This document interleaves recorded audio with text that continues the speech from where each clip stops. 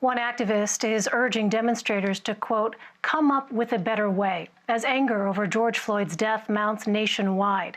This video of an exchange in Charlotte, North Carolina went viral over the weekend. It shows Curtis Hayes bringing together 3 generations as he confronts a 45-year-old protester who said he was ready to die to stop injustice against Black Americans. Hayes then turned to a teenage protester with a powerful message. Let me tell you something. That's the problem that we got. That you see right now, it's gonna happen 10 years from now. And at 26, you're gonna be doing the same thing I'm doing. You understand that? 10 years. You're gonna be right here too. But he also got to. So what I need y'all to do right now at 16 is come up with a better way. Cause how we doing it, it ain't working. He angry at 46. I'm angry at 31. You angry at 16. It's over, You man. understand me? It's over. Putting yourself in harm's way is not the way. No, it's not. You and the other your counterparts the same age and that has that same power. Y'all come up with a better way. That was Curtis Hayes, and he joins me now. Mr. Hayes, thank you so much for being with us. Thank you for having me. So I want to talk a little bit about you, first of all. You own a small business. You are a father to a young child, you've said. And Saturday, you were among these protesters, these demonstrators in Charlotte, when this conversation started between you and an older protester who was clearly hurt and frustrated. Tell me about that moment. Why did you feel compelled to speak up? And why was it important for you to bring into the conversation that young man, that 16-year-old teenager? What was laid on my heart at that time was I seen this 45-year-old man that was hurt, that was angry. He was frustrated. And during that time, I had already talked to the 16-year-old during the protest. And at that time that I'm talking to this 45-year-old man and telling him, hey, you are my elder and I am 31. There's a 16-year-old that is behind me that is looking at both of us, but we are both looking at you. And you are a powerful man and you have a powerful voice. And what I told him is I do not want that 16-year-old to look at your anger and take it and turn it into rage because you are angry. And I wanted to let him know that I hear you, but there's a way to do it. And the last thing that I wanted to happen is him at 45 and him, getting his message out and speaking. If he would have reacted in a different way, that young man is impressionable. He's 16. He probably really didn't even understand the reason he was out there. But I wanted to let him know that we are both looking at you, and I want you to turn your anger and use your voice for the better and for the good. So you have previously said you want everyone to see the hurt that lies beneath this anger that African Americans are feeling. What would that mean to you to have people of all backgrounds acknowledge that hurt? How would that change things for you?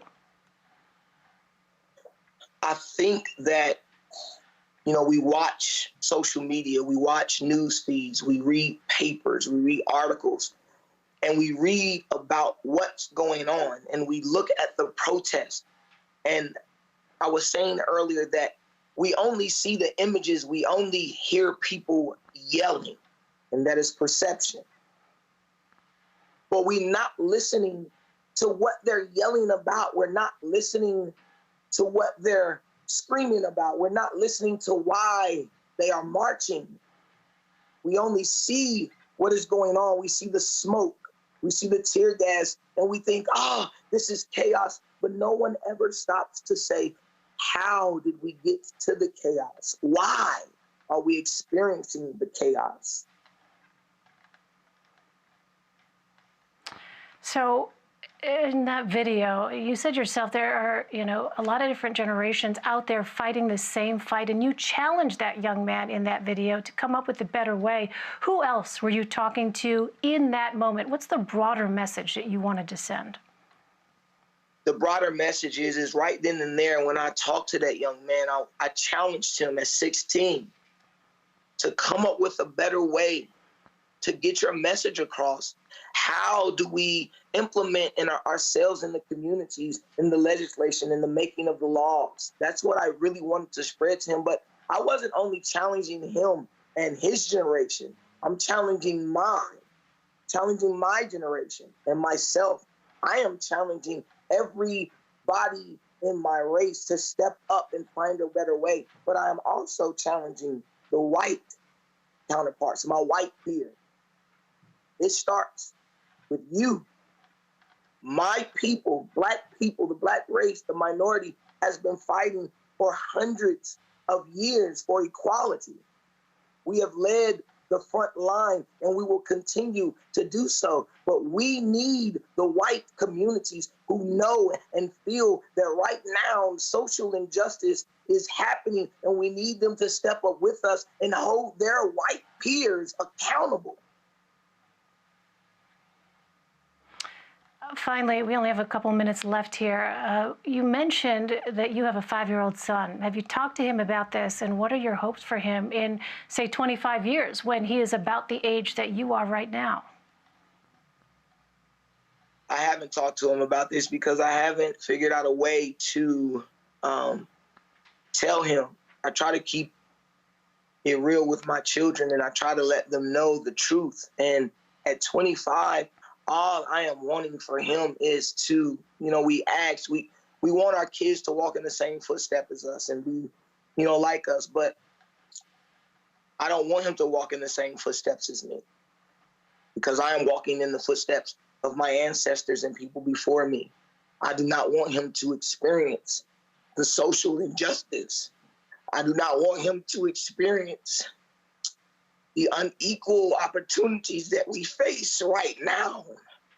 I want him to be able to be just a man in America that raises his kids, that fulfills his purpose, that dedicates his life to being a better man than we all have. Because at 25, I can imagine, but I do not want him to walk in the same footsteps or experience the same hurt, the same anger that I have experienced or my ancestors before me.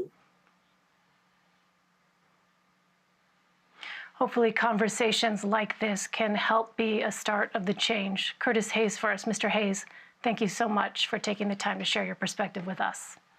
Thank you, and God bless.